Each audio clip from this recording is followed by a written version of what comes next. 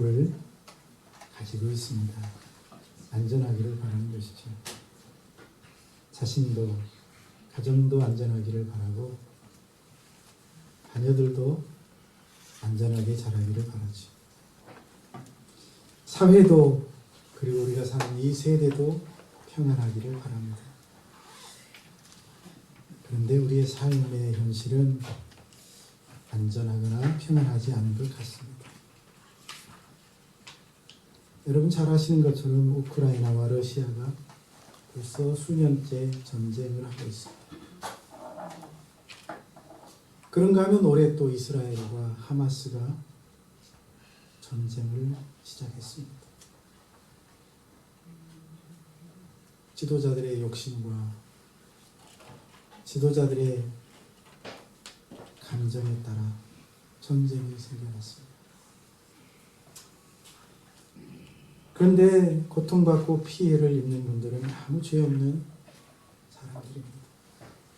얼마나 많은 사람들이 아무 잘못도 없이 전쟁에 희생되어 죽어가고 있습니까? 이처럼 우리가 생각하지 못한 전쟁들이 우리의 평안과 안전을 위협합니다. 그런데 전쟁만이 아니죠. 그럼 북한을 탈출한 탈북민들의 이야기를 들어보신 적이 있습니까? 북한 주민들은 사실상 김정은의 노예입니다. 노예로 전락한 채 자유를 상실하고 생지옥처럼 살아가고 있습니다. 여행의 자유도 없고 먹을 것도 입을 것도 살 것도 변변치 못한 곳에서 살아가고 있다고 합니다. 생지옥이나 마찬가지죠. 그런데 일부 주민들이 그 생지옥에서 벗어나겠다고 어렵게 결단하고 북한을 탈출합니다. 두만강을 건너 딱 중국 땅에 발을 디디는 순간 그들을 노리는 사람들이 있습니다. 아주 나쁜 사람들, 인신매매범들. 그들은 중국 공안에게 붙잡히면 다시 생지옥인 북한으로 송환될 것을 두려워하는 그 탈북자들의 약점을 딱 잡고 그들을 협박하고 위협합니다. 그 인신매매범들은 몇 가지 종류가 있다고 합니다. 그리고 어떤 인신매매범을 만나느냐에 따라 그들의 운명이 바뀝니다. 어떤 인신매매범은 그들을 붙잡아서 돈 받고 성매매업소에 팔아넘깁니다. 또 어떤 인신매매범들은 그들을 붙잡아서 저 농촌이나 변두리에 장가 가지 못하는 나이 많은 총각이나 장애인들에게 팔아넘긴다고 합니다. 또 어떤 인신매매범들은 그들을 꼬드겨서 장기 밀매업자에게 팔아치운다고 합니다. 얼마나 무서운 세상입니까? 성매매업자에게 팔려간 이들 감금과 감시 속에서 온갖 가난한 인들의 노예가 되어 살아가고 있습니다. 농촌으로 팔려간 이들도 사람다운 대접을 받지 못한 채 그 가정의 노예로 전락하여 살아가고 있다고 합니다. 장기 매매업자에게 팔려간 이들 아무도 모르게 몸에 장기를 적출당한 채 죽어간다고 합니다. 여러분, 이런 일들이 2023년 현재 우리가 사는 이 시대에 벌어지고 있는 일들이라니 마음이 아프지 않을 수 없습니다. 우리가 사는 세상이 얼마나 무섭고 두려운 세상인지 모릅니다. 그런데 그런 나쁜 인신매매범들만 우리의 안전을 위협하고 우리의 생명을 노리는 것은 아닙니다. 우리는 이 나라 안에서도 수많은 위험 속에서 수많은 사고의 위험에 노출된 채 살아가고 있기 때문입니다. 여러분 잘 아시는 이태원 압사 사고, 오송 지하차도 침수 사고와 같은 그런 사고들이 갑작스럽게 일어났습니다. 생각지 못한 그런 일들이 우리의 생명을 노리고 있습니다. 이러니 우리가 사는 이 세상은 안전하고 평안한 곳이라고 말할 수 없을 것입니다.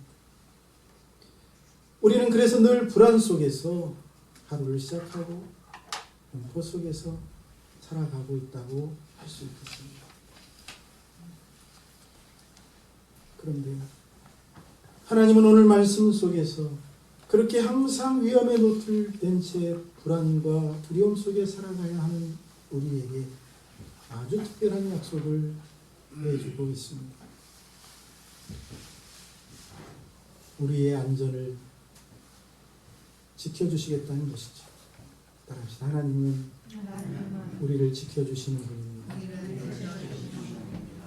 우리가 아니고 다시 한번 합시다. 하나님은 나를 지켜주시는 분이십니다. 믿으시기를 축원합니다. 믿으시기를 바랍니다. 1절을 보시면 야곱아 이스라엘아 라고 하나님이 부르십니다. 그리고 바로 그 특별한 약속을 하십니다. 그런데 하나님의 이 특별한 약속들이 야곱과 이스라엘에게만 주시는 말씀처럼 기록되어 있지만 사실은 그렇지 않습니다. 성경에서 야곱과 이스라엘은 하나님이 하나님의 백성들을 통칭하여 부르는 가장 대표적인 이름이기 때문입니다. 이 이름 속에 여러분의 이름이 있습니다. 이 이름 속에 저와 저의 이름도 포함되어 있는 줄로 믿습니다. 여러분의 이름이 바로 이 이름 속에 들어있어. 즉 야곱과 이스라엘은 택함받은 하나님의 모든 백성들을 부르는 이름인 것입니다. 따라서 야곱과 이스라엘이라는 이 이름들은 하나님으로부터 택하심을 받고 예수님의 십자가의 보혈로 구원을 받은 모든 성도들을 부르는 이름입니다. 그러므로 오늘 말씀은 구원받은 하나님의 모든 백성들에게 주시는 특별한 약속이라고 하겠습니다. 그렇다면 하나님이 오늘 말씀을 통해서 하시는 안전에 대한 그 약속들이 무엇입니까? 구체적으로 생각해 보면서 은혜를 나누고자 합니다. 가장 먼저 언급할 수 있는 것은 저와 여러분을 아무도 손대지 못하도록 보호해 주시겠다는 것이죠. 그 어떤 것도 저와 여러분을 손대지 못하도록 보호하신다는 것입니다. 1절 하반절입니다. 너는 두려워하지 말라. 내가 너를 구속하였고 내가 너를 지명하여 불렀나니 너는 내 것이라. 하나님이 너는 내 것이라고 저와 여러분에게 말씀하고 있습니다. 하나님은 이사야의 입을 통해 저와 여러분을 내 것이라고 선포하고 있습니다. 그런데 하나님의 이 선포는 참으로 정당하고 합당한 것입니다. 왜냐하면 하나님이 우리를 창조하셨기 때문에, 하나님이 우리를 지명하여 부르셨기 때문입니다. 하나님이 우리를 죄와 사망에서 생명을 버리시면서까지 구원해 내셨기 때문입니다. 그러니 우리는 누구 거라고요? 하나님의 것이요. 같이 한번 합시다. 나는 하나님의 것입니다. 믿습니까? 다시 한번. 나는 하나님의 것입니다. 하나님의 것입니다. 저와 여러분은 명백하게 하나님의 것입니다. 하나님의 소유입니다. 그렇다면 하나님이 어떤 의도로 저와 여러분에게 너는 내 것이라고 말씀하고 있을까요? 그것은 아무도 손대지 말라는 것입니다. 이것은 내 것이라는 말씀은 손대지 말라는 말씀이며 넘보지 말라는 말씀이 아닐 수 없습니다. 여러분, 다른 사람이 그건 내 거야 라고 말할 때 손대지 말라는 뜻이죠. 만지지 말라는 뜻도 포함되어 있습니다. 여러분, 전능하신 하나님이 저와 여러분을 내 것이라고 선포하셨으니 누가 저와 여러분에게 손을 댈 수 있겠습니까? 전능하신 하나님이 자신의 것이라고 정하신 것을 누가 감히 자기 것이라고 탈취할 수 있으며 누가 감히 그 하나님의 강한 손에서 저와 여러분을 빼앗아갈 수 있겠습니까? 그 무엇도 저와 여러분을 하나님의 손에서 빼내갈 수 있는 자가 없는 줄로 믿습니다. 하나님의 이 너는 내 것이라는 말씀은 내가 너를 아무도 손대지 못하도록 지켜주겠다는 약속이라고 할 수 있습니다. 성경은 바로 이 택한 백성들을 보호해 주신다는 하나님의 특별한 약속에 대하여 계속해서 말씀하고 있습니다.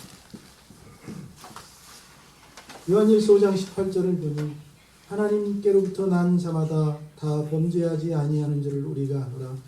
하나님께로부터 나신 자가 그를 지키시매 악한 자가 그를 만지지도 못하였느니라 라고 말하고 있습니다.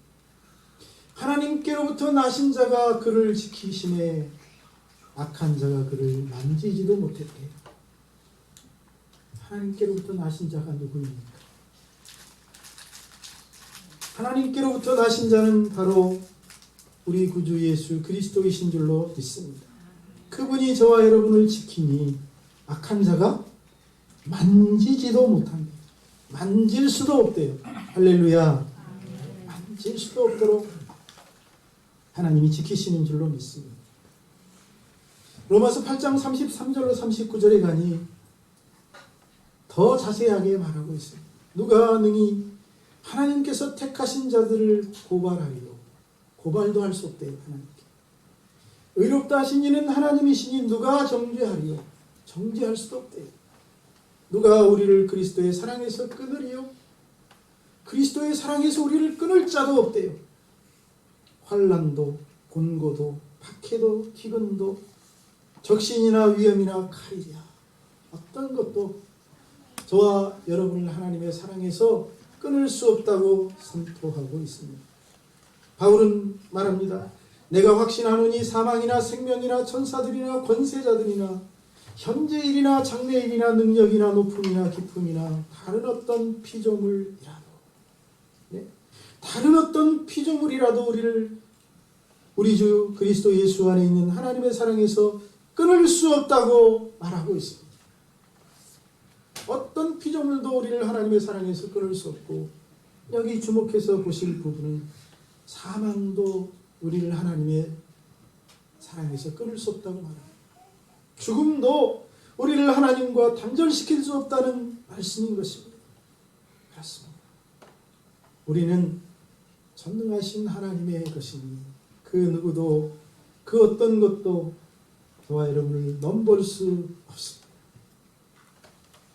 하나님이 아무도 우리를 손대지 못하도록 강한 손으로 지켜주시기 때문입니다. 오늘 이 하나님의 보호의 약속을 믿으시고 두려워하지 마시기를, 오늘 말씀처럼 두려워하지 마시기를 주님의 이름으로 축복합니다. 또한 이 하나님의 지키시고 보호해 주시겠다는 특별한 약속은 우리를 물과 불도 해하지 못하도록 지켜주신다는 약속을 포함하고 있습니다. 물과 불에서도 우리를 지켜주시겠다는 하나님의 이 약속 믿으시기를 축복합니다. 2절을 보십시오. 내가 물 가운데로 지날 때에 내가 함께할 것이라. 강을 건널 때에 물이 너를 침몰하지 못할 것이라. 네가 불 가운데로 지날 때에 타지도 아니할 것이요 불꽃이 너를 사르지도 못하리라. 얼마나 놀라운 말씀입니까, 여러분? 불 옆에 가면, 가까이 가면 머리털부터 확 타버리죠. 제일 약하니까. 근데 불꽃이 사르지도 못하도록, 머리털도 사르지 못하도록 해주시겠다는 의미가 여기에 들어있습니다. 하나님은 2절에서 물과 불도 해하지 못하도록 지켜주시겠다고 약속하고 있다는 사실을 여러분 믿으시기를 바랍니다. 여러분 물 하면 뭐가 생각나시죠? 물.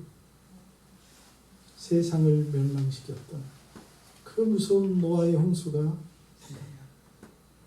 창세기 7장 10절로 12절. 7일 후에 홍수가 땅에 덮이니 노아가 600세 되던 해 둘째 달 곧 그달 열일의 날이라. 그날에 큰 기품의 샘들이 터지며 하늘의 창문들이 열려 40주야를 비가 땅에서 쏟아졌다.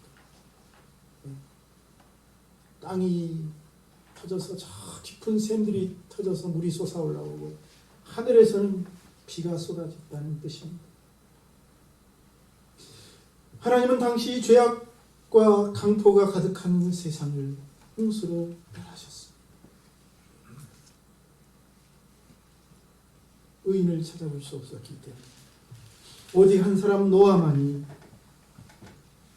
하나님의 사랑을 받았습니다. 그래서 그 노아만 구원을 받았죠. 사실은 그의 아들들 노아와 함께 방주에 들어갔고 하나님이 선택한 짐승들 암수 몇 쌍씩 방주에 들어가서 구원을 받았습니다. 다시 말하면 노아 때문에 그들이 구원을 받은 것입니다. 창세기 7장 21절 23절 땅 위에 움직이는 생물이 다 죽었습니다. 이 홍수로 다 죽었대요. 곧 새와 가축과 들짐승과 땅에 기는 모든 것과 모든 사람 육지에 있어 그 코에 생명의 기운이 숨어 있는 것은 다 죽었더라. 지면의 모든 생물을 쓸어버리시니 곧 사람과 가축과 기는 것과 공중의 새까지 이들은 땅에서 쓸어버림을 당하였으되 오직 노아와 그와 함께 방주에 있던 자들만 남았더라. 여러분 이런 일을 겪었으니 사람들은 물을 무서워하고 두려워할 수밖에 없습니다. 그리고 실제로 가장 무서운 것이 물이 아닙니까? 물은 어떻게 막을 수가 없어요. 순식간에 밀어 닥칩니다. 그렇다면 불은 어떻습니까? 불하면 뭐가 생각나시죠? 불하면 소돔과 고모라를 멸했던 유황불비가 생각납니다. 창세기 19장 24절로 26절 여호와께서 하늘 곧 여호와께로부터 유황과 불을 소돔과 고모라에 비같이 내리사 그 성들과 온들과 성에 거주하는 모든 백성과 땅에 난 것을 다 엎어 멸하셨더라. 롯의 아내는 뒤를 돌아보았으므로 소금 기둥이 되었다. 여러분 하나님이 하늘에서 유황 불비를 내려서 소돔과 고모라를 엎어 멸하셨다. 그 소돔과 고모라 성이 있던 자리를 지금의 사해라고 합니다. 이 유황 불비가 쏟아져서 소돔과 고모라를 멸해서 죽음의 땅이 되었습니다. 사해는 지금도 죽음의 땅입니다. 어떤 생명체도 할 수 없습니다. 하나님은 당시 온갖 죄악이 가득한 소돔과 고모라 성을 유황 불비로 멸하신 것입니다. 그 두려운 하나님의 불의 심판에서 오직 아브라함의 조카 롯과 그의 두 딸만 겨우 살아남았습니다. 왜 롯이 살아남았습니까? 그가 의로웠기 때문이 아니죠. 하나님이 아브라함을 기억하셨기 때문입니다. 이렇게 무서운 불 심판을 경험한 적이 있으니 사람들은 불을 두려워합니다. 실제로 불도 가장 두려운 것 중 하나입니다. 따라서 이스라엘 사람들에게는 물이나 불은 끔찍한 재앙과 두려운 공포를 떠올리게 하는 단어가 아닐 수 없습니다. 그런데 오늘 말씀에서 하나님은 그 물과 불로부터 지켜주시고 보호해 주시겠다고 약속하고 있다는 사실입니다. 하나님은 하나님의 택하신 백성을 세상을 멸하는 대홍수 속에서 구원해 주신 노아와 그의 아들처럼 지켜주시고 아브라함의 조카 롯과 그의 두 딸들처럼 그들을 보호해 주시겠다고 약속하고 있습니다. 그리고 실제로 이스라엘의 역사에서는 바로 이 노아 홍수와 소돔과 고모라의 유황불과 같은 큰 물과 두려운 불 속에서 구원해 준 하나님의 역사들이 있었습니다. 출애굽 당시 이스라엘의 조상들은 홍해 바다를 마주하였고 뒤에서는 애국 군대가 추격해오는 절박한 상황에 처한 적이 있었습니다. 그때 하나님이 그 홍해 바다를 가르시고 바다 가운데로 길을 내셔서 이스라엘 자손들은 건너게 하시고 동일한 그 길을 따라오는 애국 군대는 다시 바닷물을 합치셔서 수장시키고 말았습니다. 다시 말하면 이스라엘 조상들은 물을 가르시고 그들을 보호해 주시는 하나님의 보호하심 속에서 애국의 소나기에서 벗어났던 것입니다. 또한 바벨론에서는 사드락과 메삭과 아벳느고가 평소보다 7배나 뜨겁게 한 풀무불 속에 던져집니다. 하지만 놀랍게도 그들은 하나님의 보호하심으로 머리털 하나 타지 아니하고 불탄 냄새조차 없이 그 뜨거운 풀무불 속에서 걸어나옵니다. 할렐루야. 얼마나 놀라운 하나님의 보호의 역사였습니다. 그러므로 오늘 내가 물 가운데로 지날 때 내가 너와 함께 할 것이라 네가 불 가운데로 지날 때 타지도 아니할 것이요 불꽃이 너를 사르지도 못하리니라는 이 하나님의 약속은 믿을 수 있는 약속인 줄로 믿습니다. 믿을 수 있는 약속이에요. 하나님이 허언하신 게 아니에요. 하나님은 그렇게 하실 수 있는 능력이 있으시고 능히 그렇게 하실 수 있는 분이시기 때문입니다. 시편 기자는 이렇게 하나님의 백성들을 지키시고 보호하시는 하나님에 대하여 시편 121편 4절로 8절에서 말하고 있습니다. 이스라엘을 지키시는 이는 졸지도 아니하시고 주무시지도 아니하시고. 아니, 우리를 지키시는 하나님이 졸지도 않고 주무시지도 않고 우리를 지키신대. 할렐루야. 여호와는 너를 지키시는 이시라. 여호와께서 내 오른쪽에서 내 그늘이 되시나니 낮의 해가 너를 상하게 하지 아니하리라. 밤의 달도 너를 해하지 아니하리로다. 여호와께서 너를 지켜 모든 환난을 면하게 하시며. 따라합시다. 모든 환난을 면하게 해주신다. 하나님이 저와 여러분을 지키시되 모든 환난을 면하도록 지켜주시는 줄로 믿습니다. 여호와께서 너의 출입을 지금부터 영원까지 지키시리로다. 한 번만 지켜주시는 게 아니고 한때만 보호해 주시는 것이 아니고 영원토록 지켜주시겠대요. 할렐루야. 여러분, 우리가 섬기는 하나님은 당신의 백성들을 지켜주시는 분이십니다. 우리 하나님은 우리를 모든 물과 불로부터 지켜주시고 보호해 주십니다. 하나님은 크고 작은 모든 일에서 우리를 지키시되 우리의 영혼만이 아니라 우리의 육신도 지켜주시고 우리의 삶도 보호해 주실 것입니다. 그러니 무슨 일을 만나시든지 두려워하지 마시기 바랍니다. 이 하나님을 의지하시기를 바랍니다. 육신의 병이 찾아올 때도 하나님을 의지하시고 삶에 생각지 못한 어려운 문제들이 닥쳐올 때도 하나님을 붙드시기를 권면합니다.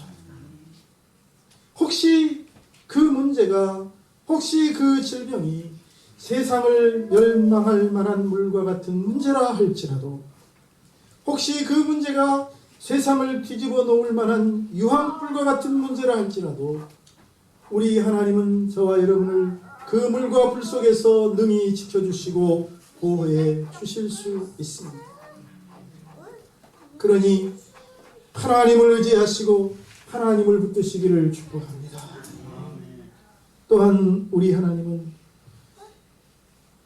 야곱과 이스라엘을 향하여 특별한 약속을 하시는데 심지어는 그들을 지켜주시고 보호하시되 대가를 지불하시면서까지라도 그들을 지켜주시겠다고 약속하고 있습니다.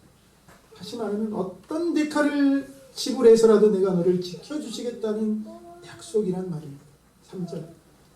내가 애굽을 너의 속량물로 구스와 스바를 너를 대신하여 주었노라.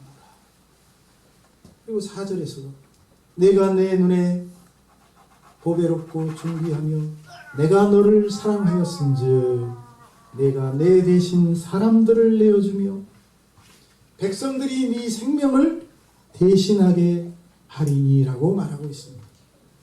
무슨 말입니까? 하나님이 우리를 너무너무 사랑하셔서 우리 대신 애굽과 구스와 스바를 내주시겠다는 것입니다. 그렇습니다. 애굽을 홍해의 바다에 수장시키고 이스라엘을 구하지 않으셨습니까? 우리 대신 사람들을 내주고 백성들로 우리 생명을 대신하게 해주겠다고 말씀하고 있습니다. 우리가 죽어야 할 일이 있으면 다른 사람으로 하여금 대신하겠대요. 이것이 대속의 개념입니다. 그리고 이 대속의 정점이 예수 그리스도이십니다. 할렐루야. 예수님은 우리 대신 내주신 제물이기 때문입니다. 오늘 이 말씀에 비추어 보면 예수님은 우리 대신 내주신 내국이고 우리 대신 내주신 백성들입니다. 이사야는 53장 4절로 6절에서 이렇게 말합니다. 그는 실로 우리의 질고를 지고 우리의 슬픔을 당하였고 우리는 생각하기를 그는 징벌을 받아 하나님께 맞으며 고난을 당한다 하였다. 여러분, 예수님이 질고를 슬픔을 당한 것은 우리 때문이래요. 우리의 질고를 짊어지고 슬픔을 당하신 거예요. 그가 찔림은 우리의 허물 때문이고 그가 상함은 우리의 죄악 때문이래요. 그가 징계를 받음으로 우리가 평화를 누리고 그가 채찍에 맞음으로 우리가 나음을. 그러면서 하시는 말씀이 여호와께서는 우리 모두의 죄악을 그에게 담당시키셨다. 우리 대신 예수님을 내주셨다는 것입니다. 예수님이 우리 대신 내주신 제물이라는 뜻입니다. 예수님은 누굽니까? 하나님이 내주신 예수님은 도대체 누굽니까? 하나님의 독생자라고 말하고 있습니다. 하나님의 독생하신 아들. 그렇다면 예수님은 하나님께 가장 귀한 분일 것입니다. 그렇죠? 얼마나 귀한 존재이겠습니까? 그런데 하나님이 그렇게도 귀한 아들을 저와 여러분을 위하여 아낌없이 내주셨다면 도대체 하나님은 우리를 얼마나 사랑하신 것입니까? 예수님은 우리 대신 그 끔찍한 고난을 친히 담당하시고 우리 대신 그 지옥스러운 조롱과 희롱을 당하셨고 우리 대신 그 저주의 형틀 십자가에 못 박혀 죽으셨습니다. 그렇다면 우리를 향한 예수님의 사랑은 또 얼마나 큰 것입니까? 그렇습니다. 하나님은 가장 값비싼 대가를 지불하시면서까지 우리를 지켜주신 분이십니다. 하나님이 우리를 죽음에 내주시지 않기 하여 지불하신 대가가 무엇입니까? 하나님의 아들 예수님이 아니십니까? 하나님이 우리가 영원한 멸망에 떨어지지 않도록 지불하신 대가가 무엇입니까? 독생하신 아들이 아닙니까? 이는 하나님이 우리를 위하여 가장 귀한 것도 아낌없이 내주셨다는 말이지요. 그렇다면 우리를 향한, 아니 나를 향한 하나님의 사랑 얼마나 큰지, 얼마나 깊은지 다시 한번 생각해 보실 수 있기를 바랍니다. 저와 여러분을 향한 하나님의 사랑은 가히 값으로 매길 수 없을 만큼 크고 감히 계산할 수 없을 만큼 깊습니다. 이 하나님의 사랑을 의심하지 마십시오. 하나님은 저와 여러분을 이 세상에서 가장 사랑하시는 분이십니다. 그래서 독생하신 아들을 내주셨고 예수님이 생명을 버려 저와 여러분 대신 죽으신 것입니다. 하나님이 사랑하시는 존재가 바로 저와 여러분이기 때문입니다. 이 사랑을 믿으시고 염려하지 마시고 두려워하지 마시기를 축복합니다. 사랑하는 성도 여러분, 하나님이 이사야 선지자를 통해 우리에게 아주 특별한 약속을 하고 계십니다. 그 약속은 우리를 지켜주시고 우리를 보호해 주시겠다는 것입니다. 하나님의 이 약속은 영원한 약속인 줄로 믿습니다. 영원토록 우리를 지켜주시고 보호해 주시는데 아무도 우리를 손대지 못하도록 지켜주십니다. 세상을 멸망시키는 물과 세상을 소멸하는 불도 우리를 소멸하지 못하도록 지켜주십니다. 하나님은 이 세상에서 가장 값비싼 대가도 아낌없이 지불하시면서 우리를 지키시고 보호해 주십니다. 졸지도 않고 주무시지도 아니하고 저와 여러분을 지키고 계심을 믿으시기를 축복합니다. 그 이유가 저와 여러분을 사랑하기 때문인 줄로 믿습니다. 저와 여러분이 하나님의 특별한 사랑을 입은 사람들입니다. 그러니 힘을 내시기를 바랍니다. 오늘도 이 사랑에 의지하여 모든 상처가 회복되고 모든 잃어버렸던 힘과 용기를 다시 회복하는 시간 될 수 있기를 주님의 이름으로 축원합니다. 기도하겠습니다. 살아계신 하나님, 하나님이 우리를 이렇게 사랑하시는지 알지 못했습니다. 하나님, 우리를 사랑하시되 독생하신 아들을 내어주실 만큼 친히 십자가에 달려 그 고통을 당하시면서 죽으신 만큼 우리를 사랑하셨습니다. 우리 또한 그 하나님의 사랑에 응답하여 하나님을 사랑하며 주의 몸된 교회를 사랑하며 하나님이 맡겨주신 사명에 충성을 다할 수 있는 우리 성도들 다 되도록 인도하여 주옵소서. 예수님의 이름으로 기도하옵나이다. 아멘.